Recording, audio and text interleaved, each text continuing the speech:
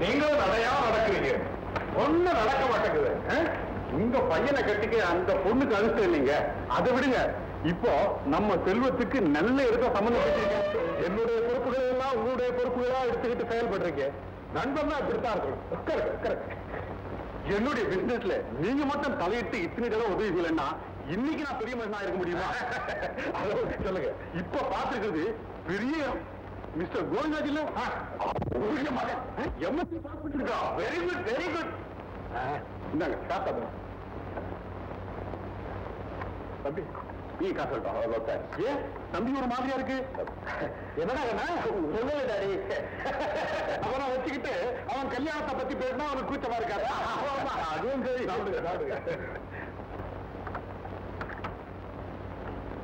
முதல்ல போட்டோ பாருங்க, தேவைன்னா நேர்ல பார்ப்போம், சம்மதமா முடிச்சிடுவோம்.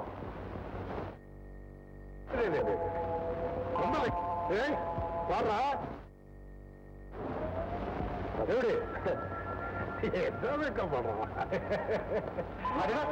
கூட ரொம்ப நல்லா இருக்கு. அம்மா கூட கோயிலுக்கு போய் வராங்க. பார்வதி பாரு, பொண்ணு நல்லா இருக்கா?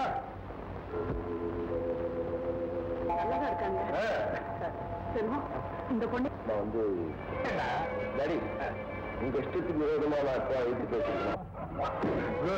பாரதி பாத்தியா பாத்தியா, என்னமோ செல்வத்துக்கு செல்லம் கொடுத்துக்கிறேன் அப்படி இப்படி. நான் மாட்டான் என் பிள்ளை. இந்த காலத்துக்கு ரொம்ப அபூர்வம் இல்லை.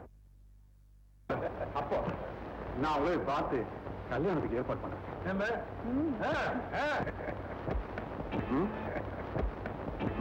நீ சொன்ன மாதிரியே அப்பா கிட்ட கல்யாணத்துக்கு சரியே சொல்லிட்டேன்.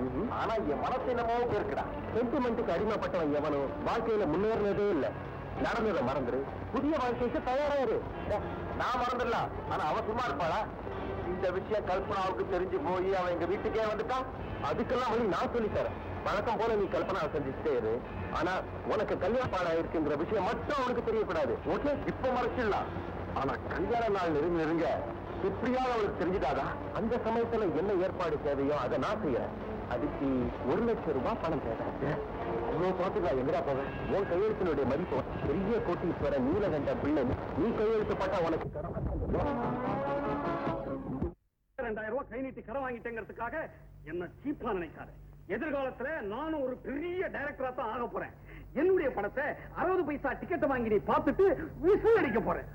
ஆமா, நீ பொம்பளையாச்சே, விசில் அடிக்க மாட்டிய, பின்ன என்ன அடிப்ப? உன் மூஞ்சில சாணி அடிப்ப. இதெல்லாம் எதுக்கு வந்திருக்காங்க தெரியுமா? பார்த்தா எமக்கிங்கிறானோ மாதிரி இருக்கிறானுவா. ஐயோ தம்பிகளா, இப்ப நான் சோஷியல் படம் எடுக்க போறேன். புராண படம் எடுக்கும் போது சான்ஸ் தரேன். இவட்ட வாங்கின பணத்தை மரியாதையா திருப்பி கொடுத்துடு. இல்ல இப்பவே உள்ள தூக்கி போட்டு இவங்க 2 பேரும் ஃபுட்பால் பிளேயர்ஸா? இல்ல, இவர் என் பெரியப்பா, அவர் என் சித்தப்பா. அப்பப்பா அப்ப கொஞ்சம் அடிச்சுக்கியா? சீராரி சீராரி, உனக்கு 2 அப்பாக்கள் இருக்கிறதா என்கிட்ட சொல்லவே இல்லையே. சொல்லி இருந்தா கை நீட்டி கடன் வாங்கி இருக்க மாட்டேன். ஆமா, இதை தவிர வேற அப்பாக்கள் இருக்கிறாங்களா? வேற அப்பாக்கள் இல்ல. நல்லதா போச்சு. பாட்டுங்க இருக்காங்க.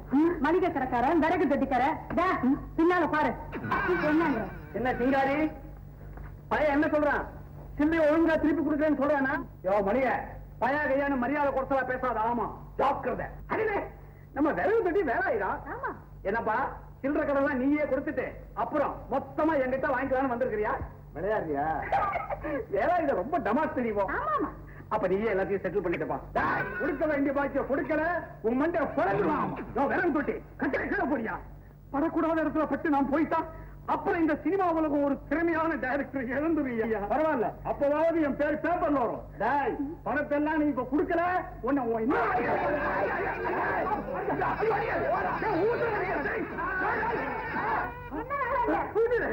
அது ஒண்ணு இல்ல. இந்த பெரியப்பாவும் சித்தப்பாவும் என்னப்பா நீங்க சொல்லுங்க. எனக்கு 4 மாசமா கட்ட வாங்கின பாக்கி தரல. கேட்டாக்கா சினிமாவில வில்லன் வேஷம் தரேங்கிறான். மளிகை கடைக்காரன் கேட்டா அவனுக்கு அப்பா வேஷம் தரேங்கிறான். உங்க மோர கட்டைகளுக்கு கதாநாயக வேஷமா கட்டைக்கும் இருக்க மாட்டேன். இதெல்லாம் உண்மையா? ஆமா அம்மா. என்ன சிங்காரி, நீ எத்தனை மாசம்? 4 மாசம்மா. ஐயோ, நீங்க நினைக்கிற மாதிரி இல்லம்மா. பாலு பணம் 4 மாசம் பாக்கின்னு. எனக்கு சின்ன வயசுல இருந்த சினிமான்னா ஒரு இது. ஹீரோயின் வேஷம் கொடுக்குறேன்னாருமா. என்கிட்ட பாலு பாக்கியோட 2000 ரூபாய் கைமாத்தா கொடுத்திருக்கேம்மா. சினிமா சேலை பணம் கொடுத்திருக்கேன். ஆமாமா. விறகு தொட்டி பாத்தியா, கதாநாயகி மாதிரி நானி கோணி பேசுறேன். புள்ள பணம் கொடுத்து ஏமாந்ததும் இல்லாம நானி கோணி வேற பேசுறியா? இந்த பாருங்க, கடைசியா சொல்ற, மரியாதையா எங்களுக்கு பணம் வந்து சேரணும். இல்லன்னா இந்த பயணம் தடவி பெரியவரே, தயவு செஞ்சு கூச்சல் படாம போய் சேருங்க. உங்க பணத்தெல்லாம் எப்படியாவது சமாளிச்சு நானே கொடுத்துறேன். சிங்காரி, அம்மா, உன் பணத்துக்கு நான் தான் பொறுப்பு. நீ இனிமே சினிமா சினிமா ஆசைப்படாத. இல்லம்மா இல்லம்மா இல்லம்மா. விட்டுட்டு போறோம். என்ன இப்படி திருட்டுத்தனமா பணத்தை வாங்கி சினிமா ஆசையில தொலைச்சிட்டு நிக்கிறியே, உனக்கு வெக்கமா இல்ல? இல்ல, இன்னைக்கு இல்லைனாலும் என்னைக்காவது ஒரு நாள் நான் லட்சமா சம்பாதிக்கத்தான். போதும், நிறுத்துவோம் வாய் சவடால. தங்கச்சி, பொம்பளை சம்பாதிக்கிற உடம்ப வளர்க்கறதும் இல்லாம ஊரு பூரா தில்லுமுல்லா பண்ற. இங்க பாரு, ஒழுங்கா மரியாதையா இருக்கிறதா இருந்தா இரு, இல்லன்னா என் முகத்துல முழிக்காத, வெளியே போயிடு. ஓஹோ, அவ்வளவு தூரம் வந்துட்டியா? வெளியே போனா என்னால பொழைக்க முடியாதுன்னு நினைச்சுக்கிட்டியா? இப்ப சொல்றேன், நானும் ஒரு பெரிய டைரக்டர் ஆகி பேரும் புகழோடத்தான் மறுபடியும் இந்த வீட்டுக்குள்ள காலடி வைப்பேன். அது வரைக்கும் உன் மூஞ்சியில கூட முழிக்க மாட்டேன். சரி. கல்பனா, நம்ம கல்யாண விஷயத்தை பத்தி நான் எங்க அப்பா கிட்ட சொல்லிட்டேன். நான் சொன்னா மாட்டேன்னு சொல்லுவாரா எங்க அப்பா? டே செல்வம், எல்லாம் இஷ்டம் தான் ஒரே வார்த்தையில பதில் சொல்லிட்டார். ஒரு நல்ல நாள் பார்த்து அவரே உன் வீட்டுக்கு நம்ம கல்யாண விஷயத்தை பத்தி பேச வருவார். செல்வம், இன்னைக்குதான் என் வாழ்க்கையிலேயே சந்தோஷமான நாள். நான் ஏதோ கற்பனை பண்ணிக்கிட்டு என்ன நடக்குமோன்னு அணுவணுவா துடிச்சுக்கிட்டு இருந்தேன். இப்பதான் என் மனசுக்கு சந்தோஷம் ஏற்பட்டிருக்கு. கல்பனா,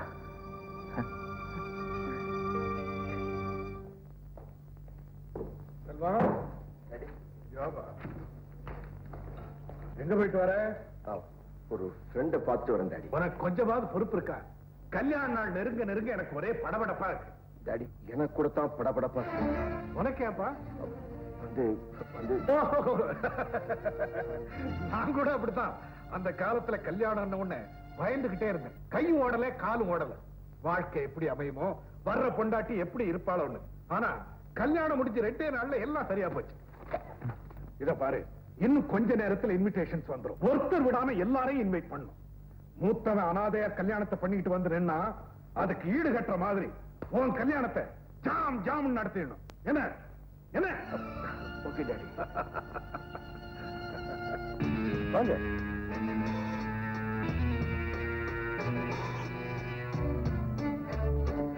செல்வம் நம்மள இங்கதான் தங்கி இருக்க சொன்னா, அவனும் இன்னும் கொஞ்ச நேரத்துல இங்க வந்துருவான். அவன் வந்த உடனே நம்ம எல்லாம் திருநீர் மலைக்கு போலாம். வாங்க வாங்க.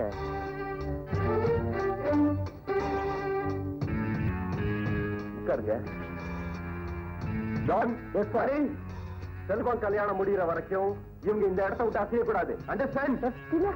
என்ன இது நாடகம்? செல்வத்தை நீ அடையறதுக்காக நடிச்ச நாடகத்தை விடவா பெரிய நாடகம் இது? கல்பனா, திட்டமிட்டபடி நாளைய மறுநாள் செல்வத்துக்கு கல்யாணம் நடக்க போகுது. ஒருவேளை அந்த விஷயம் தெரிஞ்சு கல்யாண வீட்டுல நீ கலாட்டா பண்ணக்கூடாதுங்கிறதுக்காகத்தான் உன்னை இங்க அடைச்சு வச்சிருக்கேன். செல்வத்தினுடைய கல்யாணம் முடிகிற வரைக்கும் நீங்க கைதி. அதுக்கப்புறம் உன்னை 50,000 ரூபாயோட வழி அனுப்பி வைக்கிறேன். கவலைப்படாத. அடச்சு, உங்க திட்டம் உதவுறாரு. என்ன பைத்தியக்காரி நினைச்சியா?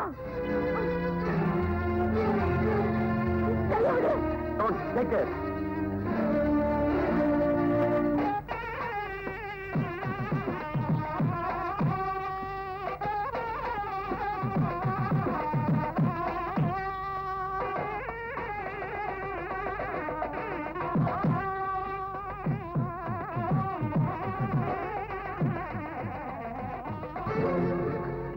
கல்யாண நேரம் நெருங்க எனக்கு பயமா இருக்குடா.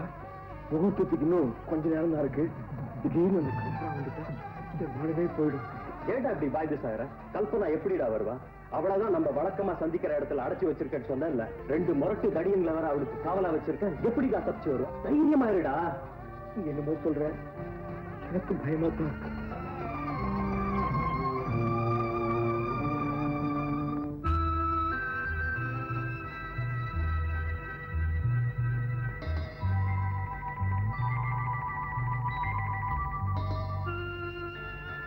நீங்க தான் கல்பனாவா?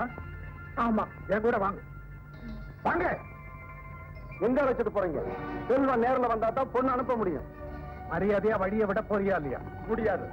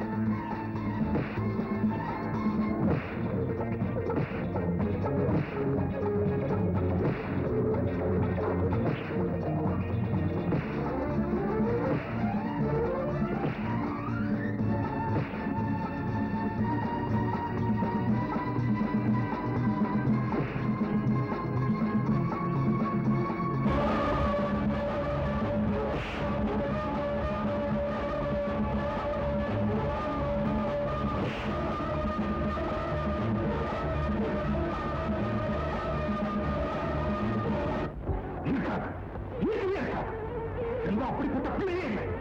எதுவா இருந்தாலும் ஏழுட்ட மறைக்கவே மாட்டான். இந்த நேரத்தில் இப்படி குழப்பம் பண்ணா ஏதாவது பலன் கிடைக்காதான்னு யாரோ சதி பண்ணிருக்காங்க. வேற யாராவது சொல்லியிருந்தா நான் கூட அப்படித்தான் நினைச்சிருப்பேன். நானே காதார கேட்டேன். உங்களுக்கு சந்தேகம் இருந்தா இப்பவே செல்வத்தை கூப்பிட்டு விசாரணை பண்றதுக்கெல்லாம் இதுவா நேரம்? ஒருவேளை நீ சொல்றதெல்லாம் உண்மையா இருந்தா கூட அதுக்கு வேண்டிய பரிகாரம் எல்லாம் பண்ணிடுவோம்.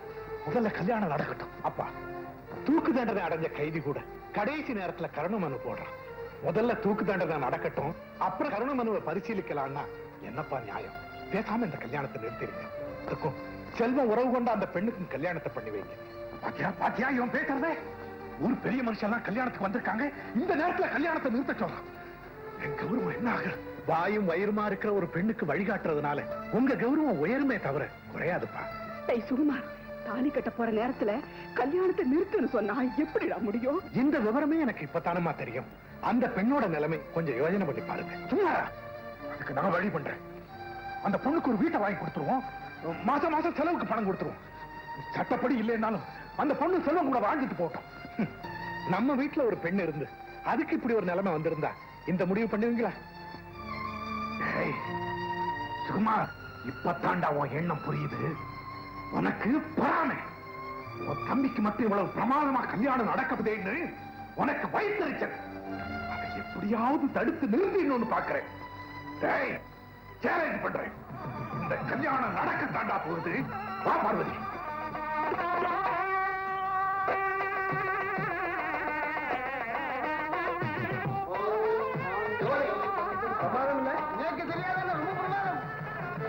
நிறுத்துங்க.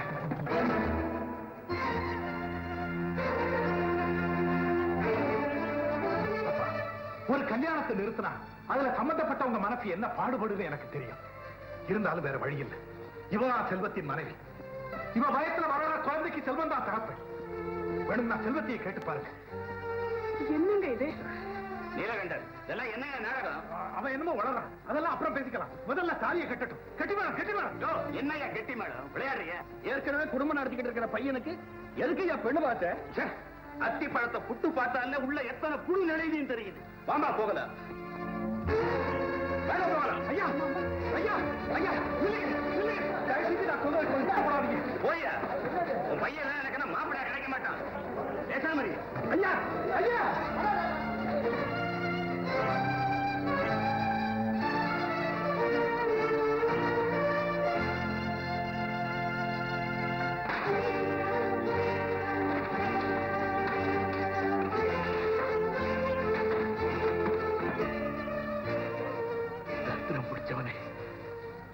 பிறந்த உடனேயே என்ன நடுத்தரவுல நிறுத்தின. வளர்ந்த உடனே இவ்வளவு ஒரு அனாதையை கட்டிட்டு வந்து இவதான் என் பொண்டாட்டின்னு சொல்லி என்ன அவமானப்படுத்தினேன். இப்ப என்ன பார்த்து ஊர் உலகம் எல்லாம் கைகொட்டி திருக்கிபடி செஞ்சுட்டியடா. போயிடுங்க. இனிமே ஒரு நிமிஷம் இங்கே இருந்தாலும் நான் கொலைகாரனா மாறிடுவேன். போயிடுங்க. கல்பனா, எங்க அப்பா அம்மா உன்னை ஏத்துக்கலைனாலும் நீ இந்த வீட்டு மருமக. வாமா. அத்தை, போயிட்டு வரோம்.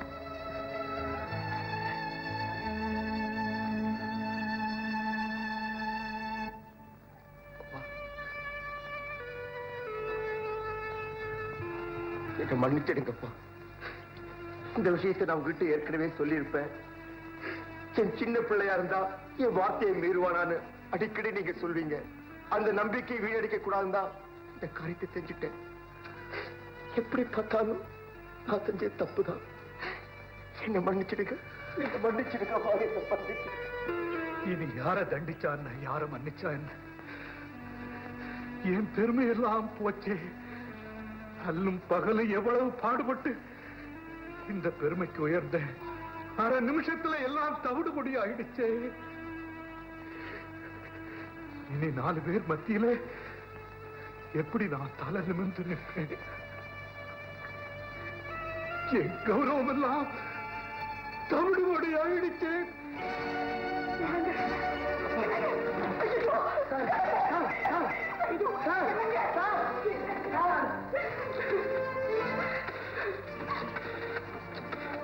ஹலோ, டாக்டர் கிருஷ்ணன் இருக்காரா?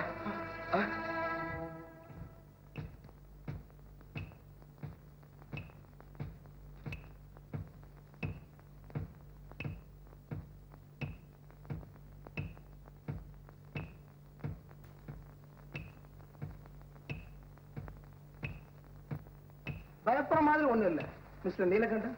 எதுக்கும் நாங்க சொல்ற வரைக்கும் நீங்க ஃபுல் ரெஸ்ட்லயே இருக்கணும். செல்வம், அப்பாவுக்கு ரொம்ப தொந்தரவு கொடுக்காம ஆபீஸ் வேலையெல்லாம் நீங்க தான் கவனிச்சுக்கணும். Okay doctor. செல்வம், நான் சொன்னதை கேட்காம நீ இந்த கல்பனாவை கல்யாணம் பண்ணிட்டு இருந்தா உனக்கு இந்த பொசிஷன் கிடைச்சிருக்குமா? ஆமாடத்துல இவ்வளவு முன்னேற்பாடா திட்டம் போட்டிருந்தோம், கடைசி நேரத்துல வந்து கழுத்தறுத்துட்டாளே. அவளை வந்து கழுத்தறுத்தா எல்லாம் உங்க அண்ணன் செஞ்ச வேலை. எது எப்படியோ வீட்டை விட்டு தொலைஞ்சா. S S Kavin. தம்பி, இந்த கான்ட்ராக்ட் பாரத்தெல்லாம் எழுத்து போட்டுருவோம். செல்வம், ஹோல்ட் இட். மேனேஜர், செல்வம் ஒண்ணு ரப்பர் ஸ்டாம்ப் இல்ல, நீங்க நீட் நேரத்துல எல்லாம் கையெழுத்து போடுறதுக்கு. Is the managing director of this firm. Understand? தம்பி, எனக்கு தெரியும்டா, ஐ நோ. தம்பி, இந்த கான்ட்ராக்டர்ஸ்ல உங்க அப்பாவால் நியமிக்கப்பட்டதா பெரிய கன்ஃபரன்ஸ். It's all right. அது என்ன ஏதுன்னு பார்த்ததுக்கு அப்புறம் செல்வம் கையெழுத்து போடுவாரு. யூ மே கோ. ஐயா, நீங்க போயிட்டு வாங்க, தேவைப்படும் போது கூப்பிட்டு அனுப்புறேன். தேங்க்யூ தம்பி. செல்வம், இப்ப உங்க அப்பா உடம்பு சரியில்லாம வீட்டுல படுத்திருக்காரு. அதை பயன்படுத்திக்கிட்டு இந்த பசங்க எல்லாம் கொள்ள அடிக்க பாக்குறாங்க. நம்ம ஜாக்கிரதையா இருக்கணும். ஆமாடத்துல எனக்கு இந்த விவரம் எல்லாம் ஒண்ணுமே தெரியல. நீ எப்பவும் என் கூடவே இருக்கணும். I'll be with you, man. Don't worry. Doctor, கைதி மாதிரி இந்த ஒரு ரூமுக்குள்ளே அடைஞ்சு கிடக்க என்னால முடியல. தினம் 1 மணி நேரமாவது ஆபீஸ் பக்கம் போயிட்டு வர எனக்கு அனுமதி கொடுங்க. நோ, மறுபடியும் ஒரு தடவை ஹார்ட் அட்டாக் வந்தா ரொம்ப சிக்கலாயிடும். நான் சொல்ற வரைக்கும் நீங்க எங்கேயும் போக கூடாது, எந்த வேலையும் செய்யக்கூடாது. ஓகே? பார்வதி, என்னங்க? செல்வம் ஒழுங்கா ஆபீஸ் போறானா? 24 மணி நேரமும் ஆபீஸ் வேலையாதங்க இருக்கிறான். இவ்வளவு நாள் என்னமோ அவன் விளையாட்டு பிள்ளை நினைச்சிட்டு இருந்தேன். அவனுடைய கெட்டிக்காரத்தனம் என்னன்னு இப்பதாங்க புரியுது. எனக்கு அப்பவே தெரியும் அவன் என்ன மாதிரி. He is not only intelligent but also lucky.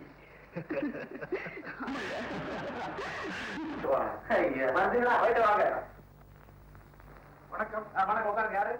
என் பேர் சுகுமார். என்ன வேணும்? சிறுகதை நாவல்லாம் நிறைய எழுதிருக்கேன். வந்துருவீங்களே, கதை நாவல் எழுதிருக்கிறேன், அதெல்லாம் பிரசுரம் பண்ணி கேட்பீங்களே. சாரி, என்னால முடியாது. நான் தெரியாம தான் கேட்கிறேன்.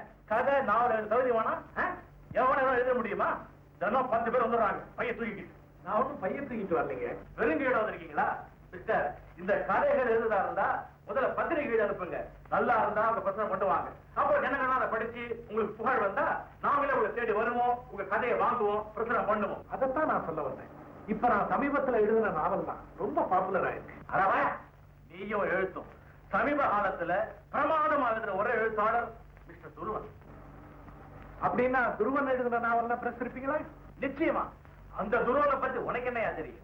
நானும் யார் யார்கிட்ட எல்லாம் அட்ரஸ் கேட்டு பாக்குறேன், ஒரு பையன் கரெக்டா சொல்ல மாட்டேங்கிறான். நீங்க கஷ்டப்பட வேண்டாம். துருவனோட கதைகள் நானே தரேன். திருடி தர போறீங்களா? நான் எழுதின கதையை நானே திருடணுமா? அப்படின்னா என் பேரு தான் துருவன்.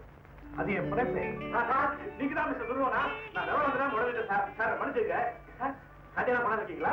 முதல்ல பார்த்து பேசிட்டு போகலாட்டு வந்தேன். நான் பை கொண்டு வர்ற பழக்கம். அங்கேயே நிற்பீங்களே சார். விழாவை சொல்லிட்டேன் சார். விழாவை கொடுங்க, நானே உங்க வீட்டுக்கு வந்து கதையை வாங்கிக்கிறேன். பரவாயில்ல, நாளைக்கு நானே கொண்டு வரேன். Thank you sir. ரொம்ப நன்றி. அவசியம் கொண்டு வரணும். என்ன பரவாயில்லைங்க. நான் சமயம் ராஜலட்சுமி கம்பெனி, ராஜம் எக்ஸ்போர்ட்டர்ஸ், இந்த கம்பெனிகளுக்கெல்லாம் இந்த வருஷத்தோட ஏஜென்சியை ரத்து பண்ணிடுங்க. இதுல இருக்க புது கம்பெனிகளுக்கு ஏஜென்சி அரேஞ்ச் பண்ணுங்க. ஓகே தம்பி, எனக்கு தெரியும்டா, ஐ நோ. என்ன செல்வம், நம்ம கம்பெனி இந்த அளவுக்கு வளர்றதுக்கு காரணமே அவதான். அந்த கம்பெனிலே மாத்த சொல்றேன். ஏன் வழக்கமா உங்களுக்கு கிடைச்சிட்டு இருந்த கமிஷன் கிடைக்காதுன்னு வருத்தமா? நான் சொன்னேன், பாக்கறதுக்கு பேர். இந்த கம்பெனி இந்த அளவுக்கு வளர்றதுக்கு நான் எவ்வளவு பாடுபட்டிருப்பேன்னு இவங்க அப்பா கேட்டா தெரியும். மிஸ்டர் ஐயர், அப்போ எங்க அப்பாவோட புத்திசாலித்தனத்தினால இந்த கம்பெனி வளரலன்னு சொல்றீங்களா? சார், நான் அப்படி சொல்றேன். மிஸ்டர், ஆஃப்டர் ஆல் நீங்க ஒரு ஆபீஸ் மேனேஜர். சொல்ற வேலையை ஒழுங்கா செய்யுங்க, போங்க. நான் ஆபீஸ் மேனேஜரா? ஆஃப்டர் நீ யாரா? மிஸ்டர் ஐயர், அவன் என்னோட ஃப்ரெண்ட். தம்பி, நல்லதுக்கு வழி காட்டவன் நண்பன். அறிவுக்கு அழியெடுத்து கொடுக்கிறவன் அயோக்கியம். அவன் நம்பாதீங்க. மிஸ்டர் ஐயர், இத்தனை நாள் வரைக்கும் எங்க அப்பாவை காக்கா பிடிச்சு கொள்ளையடிச்சீங்க. இப்ப அதுக்கு வழி இல்லைன்னு தெரிஞ்ச உடனே ஆத்திரப்படுறீங்க இல்லையா? தம்பி, நல்லதுக்கும் கெட்டதுக்கும் வித்தியாசம் தெரியாத உங்ககிட்ட இனி நான் வேலை பார்த்தேன்னா என் மரியாதை தான் போயிடும். நான் வர்றேன் தம்பி, நான் வர்றேன்.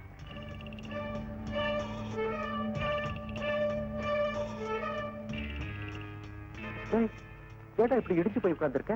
தனியா தொலைஞ்சதுன்னு விட எனக்கு யார நம்புறதுன்னே தெரியல.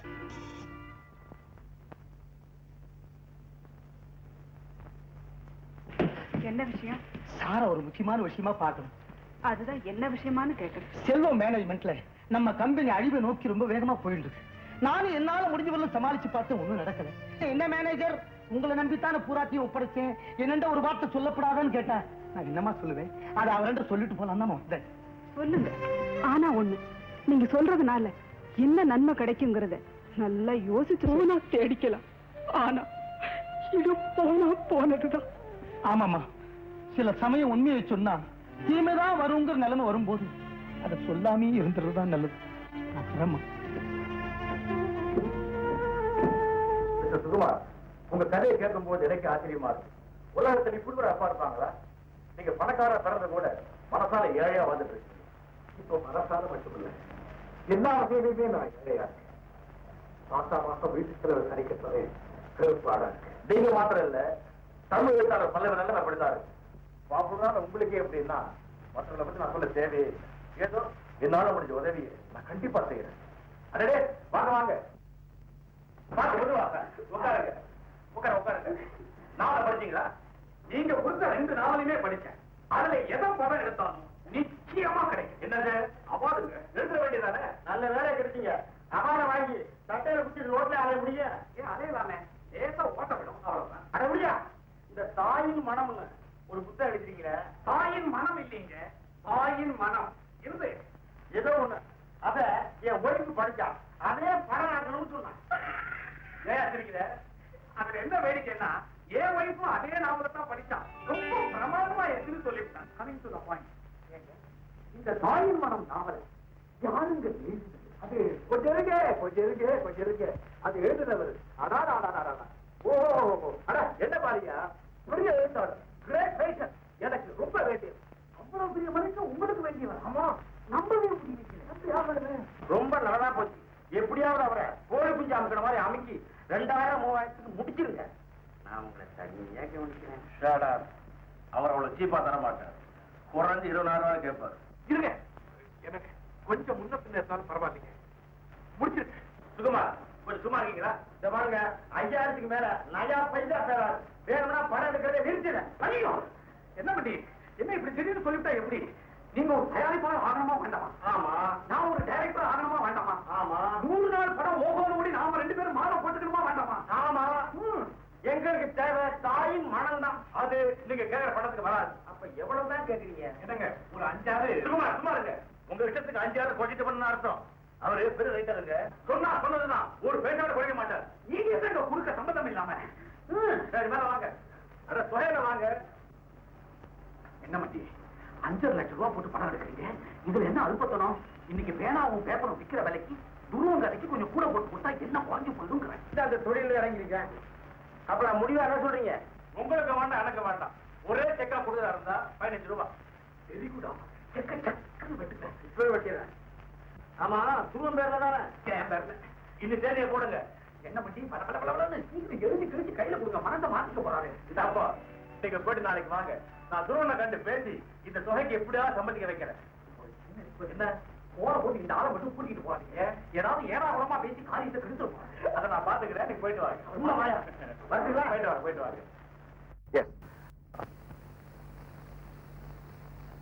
மிஸ்டர் டேனியல், அந்த இன்வாய்ஸ் சார், நீங்க புதுசா கான்ட்ராக்ட் கொடுத்த கம்பெனில போய் பார்த்தோம். ஒண்ணு கூட ஒரிஜினல் கம்பெனியா தெரியல. எல்லாம் பினாமி கம்பெனிலாம் இருக்கு. போர்டுகள் தான் தொங்கிட தவிர உள்ள ஆட்களே கிடையாது சார்.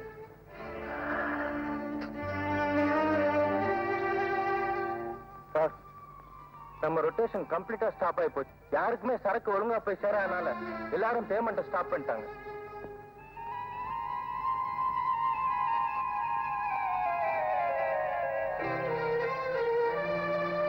நாளைக்குள்ள கிட்டத்தட்ட 25 லட்சம் ரூபாய் பைனான்சிங் மார்க்கெட்ல திருப்பி கொடுக்கணுமா? நம்ம கம்பெனியை பத்தி ஊர்ல பலவிதமா பேசிக்கிறதுனால எல்லாருமே சீரியஸா இருக்காங்க. எந்த நேரத்துல ஜப்தி வரும்னு சொல்ல முடியாது. திலக்கங்க, உண்மை சொல். நீ சொன்னபடி நான் கான்ட்ராக்ட் போட்டு கொடுத்த அத்தனை கம்பெனியும் போலி கம்பெனி இப்பதான் எனக்கு தெரியும். உன் வார்த்தையை நம்பி லட்சம் 5 லட்சம் எல்லா கம்பெனிக்கு நான் பணத்தை கொடுத்திருக்கேன். அதெல்லாம் இன்னைக்குள்ள எனக்கு வந்து சேரணும். நான் என்னடா பண்ண முடியும்? எல்லாம் நல்ல கம்பெனி தான் ரெக்கமெண்ட் பண்ண. பணத்தை எடுத்து கொடுத்தது நீ தானே. பாவி, இப்பதான்டா உன் அயோக்கித்தனம் எனக்கு புரியுது. அன்னைக்கே மேனேஜர் என்கிட்ட எவ்வளவோ சொன்னார். அவர் பேச்சை மீறி நீ சொன்னபடி செஞ்ச. என்ன இப்படி கவுத்துட்டியேடா. இதோ பாரு, மரியாதையா இன்னைக்குள்ள எனக்கு பணம் வந்து சேரணும். இல்ல இப்பவே போலீஸ கம்ப்ளைண்ட் கொடுப்பேன். மூளை இல்லாம பேசாத. நான் என்ன உங்ககிட்ட கையெழுத்து போட்டா பணத்தை வாங்குறேன்? இல்ல உன் கம்பெனியில நான் மேனேஜரா, செக்ரட்டரியா, அக்கௌண்டண்டா? எந்த ஆதாரத்தை கொண்டு நீ போலீஸ்ல புகார் கொடுக்க? ஏதோ பாவம் ஃப்ரெண்டு கஷ்டப்படுறானே, அவனுக்கு ஹெல்ப் பண்ணலாம் நான் வந்தேன். என்ன அடிச்சுட்டேன்ல, எக்கடாவது கெட்டுப்போ. I don't care.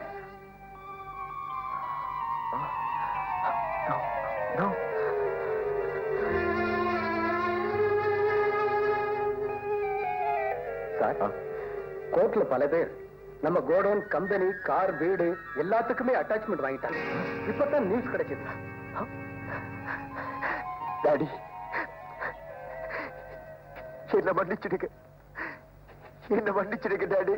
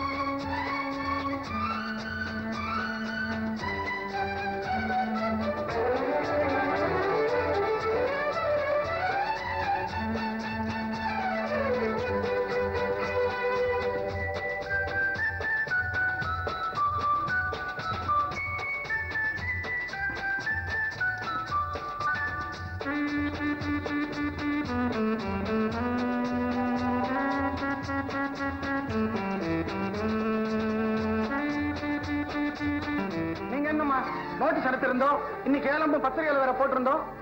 இந்த விஷயம் எங்க வீட்டுக்காருக்கு தெரியக்கூடாது. அவருக்கு உடம்பு சரியில்லை. ஐயா, எனக்காக ஒரு உதவி செய்வீங்களா? இப்ப போயிட்டு ஒரு 3 மணிக்கு வர முடியுங்களா? அதெல்லாம் முடியாதம்மா, இது கோர்ட் உத்தரவு. உங்க செல்ல பிள்ளை செல்வம் இருக்கானே, ஒழுங்கா என்ன பார்த்து ஒரு தடவையாவது பதில் சொன்னதுண்டா? கம்பெனியே கவுத்து போயிருச்சு. சீக்கிரம் வீட்டை காலி பண்ண ஏற்பாடு பண்ணுங்கம்மா. ஐயா, உங்களை கெஞ்சி கேட்டுக்கிறேன், கொஞ்சம் தயவு பண்ணுங்க. கோர்ட்டுக்கும் வக்கீல் வீட்டுக்கும் என்ன நடக்குதுங்கிறது எனக்கு தான் தெரியும். இன்னும் அறைய சொல்றீங்களா? கோர்ட் ஆளுங்க நினைச்ச நேரத்துக்கு வரமாட்டாங்கம்மா. கரெக்ட், நீங்க சொல்றது ரொம்ப சரி. என்னங்க நீங்க என் கீழே இறங்கி வந்தீங்க? நான் எல்லாத்தையும் கேட்டுட்டேன் பார்வதி. இந்த ஒரு நிகழ்ச்சியிலே எது எது எப்படி எப்படி நடந்திருக்கும்னு எனக்கு நல்லா புரிஞ்சிருச்சு. மேனேஜர், நீங்க கூட என்கிட்ட எதையும் சொல்லாம மறைச்சிட்டீங்களே. செல்வம் என்னமா தொழில் பண்றான், எப்படி சம்பாதிக்கிறான்னு நீங்கள்லாம் சொன்னீங்க. நானும் எவ்வளவு சந்தோஷப்பட்டேன் தெரியுமா? பார்வதி, ஒன்ன சொல்லி குற்றம் இல்லை. நான் இருக்கிற நிலைமையில அப்படி சொல்றதான் என் உயிருக்கு பாதுகாப்புன்னு நீயும் சொன்ன.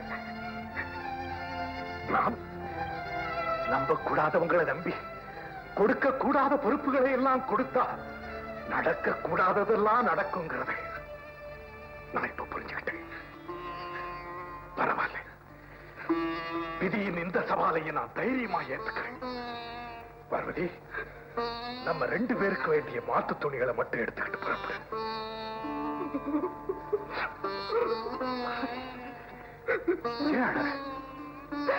அழக்கூடாது. நான் இருக்கும்போது நீ கண் கலங்கிறது என் ஆண்மைக்கே விடுற சவால். கட்டின பொண்டாட்டியை கண் கலங்க வைக்கிறவன் கையால் ஆகாத கோழை. பார்வதி, நான் சேலஞ்ச் பண்றேன். நான் உன்னை காப்பாத்துறேன். போ.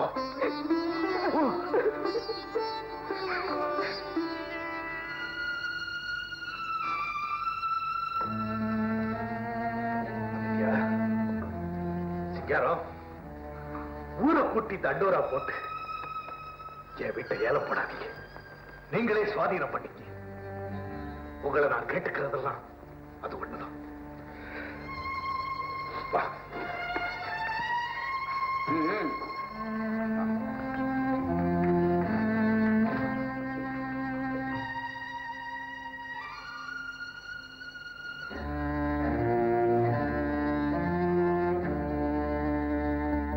வணக்கம். வாங்க மிஸ்டர் சுகுமார், உட்காருங்க.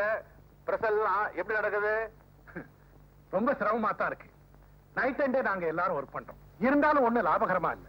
எழுத்து துறையில வர்ற பணத்தை கூட அதிலே போட வேண்டியிருக்கு. மிஸ்டர் சுகுமார், அச்சு தொழிலாளே அப்படிதான். அத பத்தி ஒரு பழமொழியே உண்டு. அது ஒரு பேய் மாதிரி.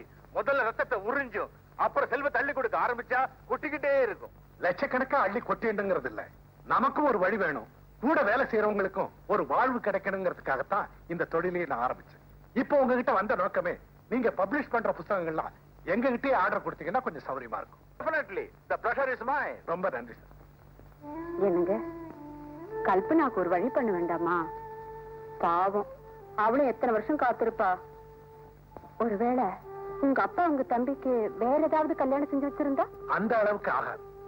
எங்க அப்பா பத்தி எனக்கு நல்லா தெரியும். எந்த அளவுக்கு எது ஆகும்னு எப்படிங்க சொல்ல முடியும்? இத பாருங்க, நீங்களும் வெட்டி கௌரவம் பார்க்காதீங்க. எப்ப கல்பனா வாழ்வுக்கு நாம பொறுப்பை ஏத்துக்கிட்டோமோ அதை ஒழுங்கா செய்யணும். இப்ப உங்க அப்பா கோபம் அடங்கி இருக்கும்னு நினைக்கிறேன். போய் பார்த்துட்டு வாங்களேன். கஸ்தூரி, எனக்கு மட்டும் அந்த எண்ணம் இல்லையா என்ன? என்ன பார்த்தாலே எங்க அப்பா ஆத்திரப்படுவார். உயிருள்ளவரை என் முகத்துல முடிக்காதேன்னு சொல்லிட்டார். ஏதோ கோபத்துல சொல்லிட்டாரு. அதுக்காக நிஜமாவே அவர் செத்ததுக்கு அப்புறம் தான் நீங்க போறதா முடிவு பண்ணிட்டீங்க? கஸ்தூரி, கோழி மிதிச்சு கொஞ்சம் சாகிறது இல்ல. இப்பவே பரப்புடுங்க.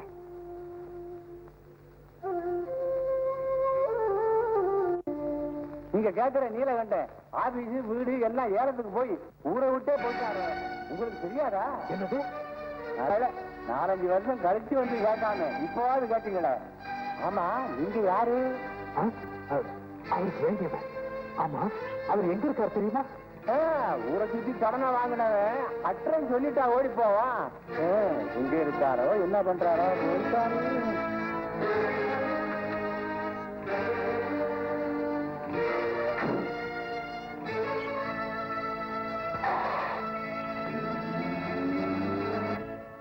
என்னங்க சொல்றீங்க? என்னால நம்பவே முடியலையே. ஆமா கஸ்தூரி, அப்பா அம்மா எங்க இருக்காங்கன்னே தெரியல. நானும் எல்லாரையும் விசாரிச்சிட்டேன், ஒரு தகவலும் கிடைக்கல. பெரியப்பா, பெரியப்பா, எங்க எங்க அப்பா எங்க? நீ அழைச்சிட்டு வருவேன்னு எங்க அம்மா சொன்னாங்களே. ஆலமரமா இருந்த வீட்டையும் அரச மரமா இருந்த ஆபீஸையும் ஆடிக்காத்துல பறக்க விட்டுட்டு உங்க அப்பா எங்க போனான்னு யாருக்கிட்டா கண்ணா தெரியும்? என்ன சொல்றீங்க? ஒண்ணுமில்லை, நீ போய் விளையாடுற கண்ணா. அம்மா, அம்மா, என்னம்மா அழுற? பாபு, உங்க அப்பா என்ன மட்டும்தான் நடுத்தருவுல விட்டுட்டு போனாருன்னு நினைச்சேன். பெத்த அப்பா அம்மாவையும் நடுத்தருவுல விட்டுட்டு போயிட்டாருடா. கல்பனா, குழந்தைகிட்ட இதெல்லாம் என்ன பேச்சு? ஆளுக்கு ஒரு பக்கமா பிரிஞ்சு ஒருத்தரை நினைச்சு ஒருத்தர் கண்ணீர் விட்டுத்தான் ஆகணும்னு விதி இருக்கிறப்ப அதை நம்மால மாத்த முடியுமா?